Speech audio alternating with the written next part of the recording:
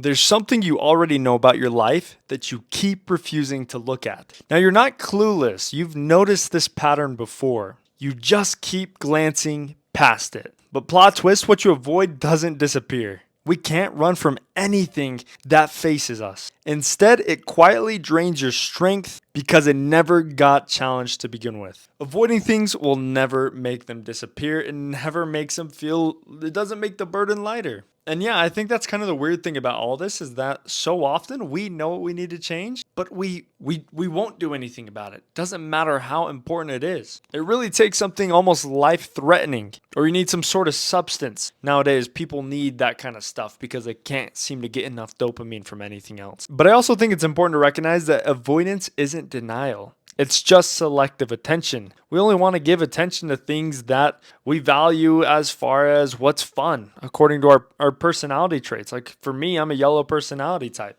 I like things that are fun. And if something is not fun, I tend not to do it, which tends to be everything. But what is fun is actually this creative process, making videos. And so that's been something I've been able to work through. What's fun is seeing achievement. That's been really helpful. But it doesn't mean it isn't really hard to begin with. The thought alone is not fun enough unless there's enough motivation pumping in. It's just the processing of the limbic system, the whole entire amygdala limbic system in the back of your head. That's the part of the brain that is responsible for our primal instincts, for the flight or fight for the symptom. That's what's responsible for the flight or fight that's what's responsible for the fight or flight response. And above it all, it will start valuing things without you even being conscious of it, whether it feels safe or unsafe. And it will automatically ignore those things that feel costly for energy, for resources, so on and so forth. But unfortunately, we are not quite in that same primal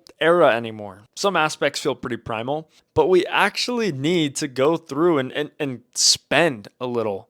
Spend a little bit of our energy, spend a little bit of our resources, spend a little bit of our time to make sure that we can accomplish things, to make sure that we can bring our dreams and our visions into fruition, to bring them out into reality. But I do believe there is one very simple solution, and I feel like it's really helpful. I'm going to leave this as a commitment for you guys. As I kind of assume that my channel is kind of like a quick fix. This is like the pit stop. You know, in the midst of your race, you need to stop, pull over, and get your tires changed. You got to get everything checked out. Make sure that you are safe enough to keep going before you crash and burn, right? And so here's what I'm going to give you guys. Here's a simple solution that will take no time at all. I want you guys to write down the one situation, habit, or conversation you've been mentally sidestepping. And all it's got to take is one sentence. Write it down. You see, a thought in your mind, a worry, a stress, an excuse ends up looking really different when you can see it, as though it's not necessarily coming from you, as though it's just words on a page. I promise that just by doing this, you'll start to recognize not only